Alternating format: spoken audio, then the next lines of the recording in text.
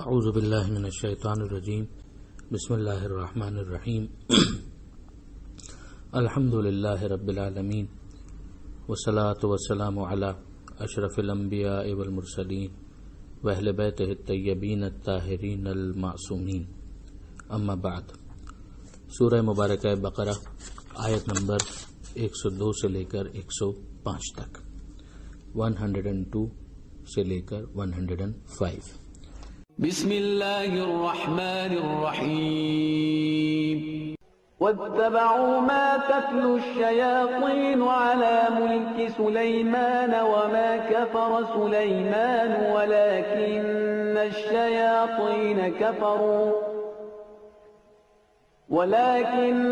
الشياطين كفروا يعلمون الناس السحر وما أنزل على الملكين ببابل هاروت وماروت وما يعلمان من أحد حتى يقولا إنما نحن فتنة فلا تكفر فيتعلمون منهما ما يفرقون به بين المرء وزوجه وما هم بضارين به من أحد إلا بإذن الله ويتعلمون ما يضرهم ولا ينفعهم وَلَقَدْ عَلِمُوا لَمَنِ اشْتَرَاهُ مَا لَهُ فِي الْآخِرَةِ مِنْ خَلَاقٍ وَلَبِئْسَ مَا شَرَوْا بِهِ أَنفُسَهُمْ لَوْ كَانُوا يَعْلَمُونَ وَلَوْ أَنَّهُمْ آمَنُوا وَاتَّقَوْا لَمَثُوبَةٌ مِّنْ عِندِ اللَّهِ خَيْرٌ لَوْ كَانُوا يَعْلَمُونَ يا أيها الذين آمنوا لا تقولوا راعنا وقولوا انظرنا واسمعوا وللكافرين عذاب أليم ما يود الذين كفروا من أهل الكتاب ولا المشركين أن ينزل عليكم من خير من ربكم واللہ یختص برحمتہ من یشاء واللہ ذو الفضل العظیم۔ پروردگار عالم نے ابتدا میں اس صفحے پر یہود کے انداز کو بیان کرتے ہوئے یہ ارشاد فرمایا کہ انہوں نے اس کو فالو کرنا شروع کیا، اتباع کرنا شروع کیا جو شیاطین جھپا کرتے تھے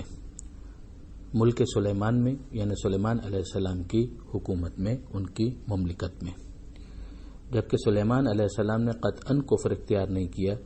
مگر وہ شیاطین انہوں نے کفر اختیار کیا۔ وہ لوگوں کو سحر کی یعنی جادو کی تعلیم دیا کرتے تھے۔ تو ایک کام تو ان یہودیوں نے وہ کیا کہ وہ شیاطین کے جنتر منتر اور وہ جو چیزیں ٹونے ٹوٹکے تھے ان کو فالو کر رہے تھے، اور دوسری چیز وہ فالو کر رہے تھے اس کو کہ جو نازل کیا گیا دو فرشتوں پر بابل میں،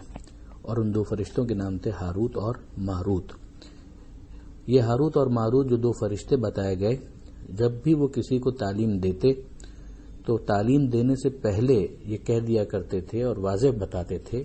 کہ دیکھو ہم تمہارے لیے آزمائش کا ذریعہ ہیں، تو خبردار تم کافر مت بن جانا۔ انہوں نے ان دونوں سے ان چیزوں کو سیکھا کہ جس کے ذریعے سے یہ لوگ اختلاف پیدا کرتے تھے، تفرقہ ڈالا کرتے تھے، گھروں کو توڑا کرتے تھے، مرد اور عورت، میاں اور بیوی، ان کے درمیان جدائی پیدا کرنے کی کوشش کیا کرتے تھے۔ اب یہ جو اتنا حصہ ابھی ہم لوگوں نے دیکھا، اس میں پروردگار عالم نے ایک تو یہ بتایا کہ فالو کرنا چاہیے تھا انہیں توریت کو، انہوں نے توریت کو تو پیچھے چھوڑ دیا اور اس کی جگہ پر یہ چلے گئے جنتر منتر اور جادو ٹونے ٹوٹکے کی طرف،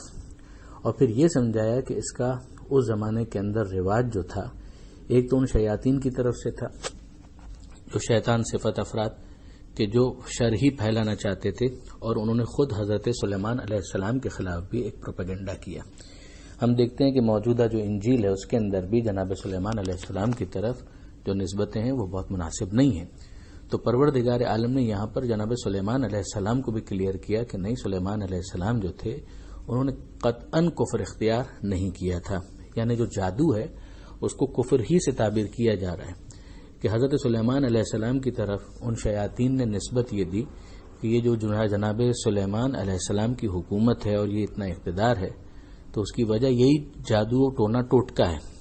اور اس کے لیے انہوں نے کچھ اوراق اور کاغذات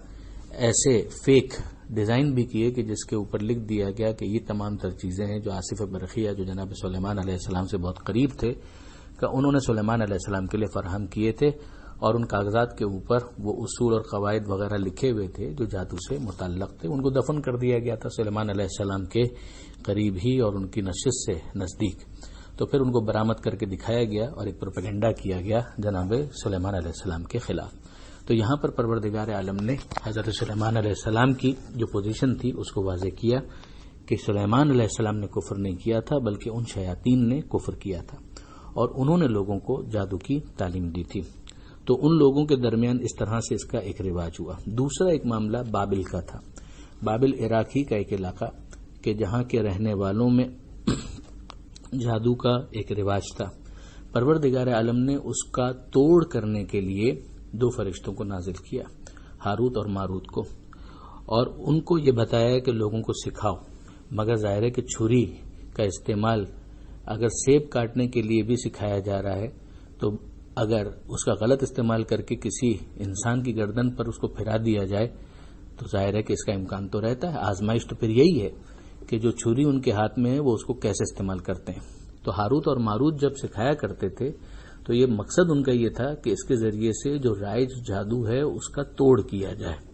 اور وہ سمجھا دیتے تھے کہ جان لو کہ ہم لوگ تمہارے لیے آزمائش ہیں، تو تم لوگ کافر مت بن جانا۔ تو یہ بار بار ہم دیکھ رہے ہیں کہ جادو کے استعمال کو کفر سے تعبیر کیا جا رہا ہے۔ پھر وہاں پر ان لوگوں نے اس کو مس یوز کیا، یعنی بابل والوں نے، اور انہوں نے اس کے ذریعے سے اس کو مس یوز کرتے ہوئے فیملی لائف کو ڈسٹرب کرنے کی کوشش کی، اور میاں اور بیوی کے درمیان جدائی ڈالنے کی وہ لوگ کوشش کیا کرتے تھے۔ تو یہود نے ان لوگوں کے میل ملاپ کی وجہ سے جو بابل والے ہیں، ایک قول اس کے اندر یہ ہے کہ جب وہ بابل والے منتشر ہوئے ہیں اور مختلف علاقوں میں گئے تو یہ جادو ٹونے لے کر گئے، اور ایک یہ ہے کہ بخت نصر کے زمانے میں خود یہودیوں کو وہاں پر جب رہنے کا موقع ملا اور ان کو ایک سخت زندگی گزارنا پڑی تو میل ملاپ ہوا اور انہوں نے وہاں سے سیکھا۔ خلاصہ کلام یہ کہ ایک ملک سلیمان میں شیاطین انہوں نے اس جادو کو عام کیا اور ایک بابل والوں نے عام کیا۔ حضرت سلیمان علیہ السلام کی طرف غلط نسبت دی گئی، اور اسی طرح سے ہاروت اور ماروت کی طرف بھی اگر آپ روایات کے اندر دیکھیں گے تو اسرائیلیات یعنی وہ غلط روایتیں جو یہودیوں کے ذریعے سے مسلمانوں کے ذخیرے میں آئی ہیں، تو آپ کو ایک بہت بڑی تعداد ویسی ملے گی کہ جو ہاروت اور ماروت کے حوالے سے بھی پروپیگنڈا ہے۔ سلیمان علیہ السلام کے پروپیگنڈے کی بھی قرآن نفی کرتا ہے، ہاروت اور ماروت کے خلاف بھی قرآن مجید نے کسی قسم کی کوئی نازیبہ بات نہیں کی۔ اس طرح سے یہودیوں کے درمیان بہرحال اس چیز کا رواج ہو گیا جادو اور ٹونے کا، اور جس کو اسلام بہت زیادہ مذمت کی نظر سے دیکھتا ہے۔ تو ہم دیکھتے ہیں کہ آگے پروردگار عالم نے یہ ارشاد فرمایا کہ وہ لوگ سیکھا کرتے تھے وہ کہ جس کے ذریعے سے یہ لوگ نقصان پہنچایا کرتے تھے، فائدہ نہیں پہنچایا کرتے تھے، اور یقیناً انہیں اس بات کا علم تھا کہ جو وہ لوگ کر رہے ہیں اس کے بعد آخرت میں انہیں کوئی حصہ ملنے والا نہیں ہے، اور کتنا برا انہوں نے اپنے نفسوں کا سودا کیا اگر وہ اس بات کو جان لیتے۔ اگر یہ لوگ ایمان لاتے اور تقوی یعنی ضبط نفس اختیار کرتے تو ظاہر ہے کہ پھر غلط استعمال بھی نہ کرتے، تو یقیناً اللہ کے پاس جو ثواب ہے وہ ان کے لیے بہتر ہوتا، کاش یہ اس بات کو جانتے۔ یہاں پر آ کر یہ والی بات مکمل ہو جاتی ہے آیت نمبر 103 پر۔ پھر اگلی آیت سے پروردگار عالم نے جو وہاں پر رواج تھا مدینہ منورہ کے اندر کہ یہودی ایک لفظ کو مس یوز کیا کرتے تھے، اور وہ جملہ یہ تھا کہ رائنا، جب مسلمان پیغمبر اکرم کی کسی بات کو اور زیادہ سمجھنا چاہتے تھے تو وہ یہ کہا کرتے تھے کہ رائنا، کہ اللہ کے رسول ہماری رعایت کریں۔ اس رائنا کو یہودی اپنی زبان کے اندر ایک بہت ہی منفی مطلب کے لیے استعمال کرتے تھے، جو شر، قبیح کے معنوں میں، شریر کے معنوں میں، اور بعض نے یہ کہا کہ اس کا مطلب چرواہے کا بھی ہوتا تھا، تو وہ مذاق اڑایا کرتے تھے۔ مسلمان اسے ایک اچھے معنی میں استعمال کرتے تھے، مگر یہود اپنے معنی کو اس لفظ کے ذریعے سے لے کر پیغمبر اکرم کی توہین معاذ اللہ کیا کرتے تھے. تو بار بار وہ یہ لفظ تکرار کرتے کہ رائنا رائنا رائنا، اور شو ایسے کرتے کہ جیسے ان کا بھی وہی مطلب ہے جبکہ ان کا مطلب کچھ اور ہوتا تھا. تو یہاں پر یہ کہا جا رہا ہے وقولوا انظرنا، کہ مسلمانوں، اے ایمان لانے والوں، تم یہ لفظ مت کہا کرو، بلکہ کہا کرو کہ ہماری طرف نگاہ کریں، ہماری طرف نظر کرم کریں. اور پھر یہ بھی تاکید کی گئی کہ تم غور سے سنا کرو، واسمعوا، اور کافروں کے لیے دردناک عذاب ہے. اس کے ذریعے سے ہم کو یہ سمجھایا گیا کہ اگر کوئی لفظ مس یوز ہو رہا ہے تو پھر حکمت کے ساتھ انسان کسی دوسرے لفظ کو استعمال کرے، نہ کہ اپنے دشمنوں کو کوئی ایسا موقع دے کہ جس کے ذریعے سے وہ مذاق اڑانے میں کامیاب ہوں اور ایک استہزاء کی اور موکری کی کیفیت قائم ہو سکے. آخری حصے میں آخری جو آیت بن رہی ہے اس صفحے کے اوپر، آیت نمبر 105، اس میں پروردگار عالم نے ایک مزاج بتایا کہ جو کافر ہیں، چاہے وہ اہل کتاب میں سے ہوں اور چاہے مشرکین میں سے ہوں، ان کا انداز یہ ہے کہ وہ پسند نہیں کرتے اس بات کو کہ تمہارے اوپر تمہارے رب کی طرف سے کوئی خیر نازل ہو. مشرکین نے پیغمبر اکرم کی رسالت کا انکار کیا یہ کہہ کر کہ کسی بڑے پر نازل ہونا چاہیے تھا، مکہ اور طائف کے، یعنی کسی مالدار کے اوپر، یتیم عبداللہ کے اوپر کیوں نازل ہوا. اور جو اہل کتاب ہیں انہوں نے یہ کہا کہ اگر نازل ہونا تھا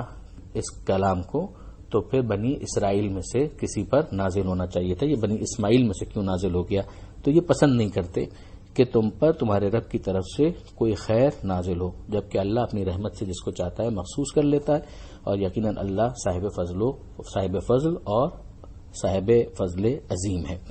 تو اب یہاں پر بھی اگر آپ دیکھیں گے تو پیغمبر اکرم کی رسالت کا انکار کرنے والوں کے لیے کفر ہی کے لفظ کو استعمال کیا گیا ہے کہ وہ کافر ہیں. یہ خود ایک مرتبہ پیغمبر اکرم کی رسالت کے حوالے سے جو غیر سنجیدہ ایٹیچیوڈ پلورلزم کے نام پر ہے، ان افراد کے لیے سرمہ چشم ہے کہ وہ اس بات پر غور کریں کہ پیغمبر اکرم کی رسالت کا انکار کرنے پر پروردگار عالم نے کوئی معافی کا اعلان نہیں کیا ہے بلکہ مذمت کی ہے، مشرکین کی بھی اور اہل کتاب کی بھی.